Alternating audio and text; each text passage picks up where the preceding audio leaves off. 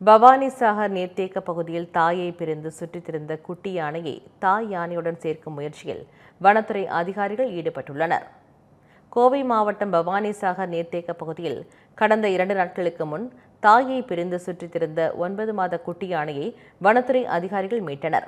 பின்னர் அந்த யானைக்கு மருத்துவ சிகிச்சைகளை அளித்து தேவையான உணவுகளை வழங்கினர். இந்த நிலையில் குட்டி யானையை தாய் யானையுடன் சேர்க்கும் முயற்சியில் வனத்துறை ஈடுபட்டுள்ளது. அதன் ஒரு பகுதியாக சிறுமுகை வனச்சரக அலுவலர் மனோஜ்குமார் தலைமையில் 5 குழுக்கள் அமைக்கப்பட்டு தாய் யானையை தேடும் பணி நடைபெற்று வருகிறது. வனப்பகுதியில் தாய் யானை ஏதேனும் குட்டியை தேடுகிறதா என்ற அடிப்படையில் இந்த குழுக்கள் தேடுதல் பணியில் ஈடுபட்டுள்ளன.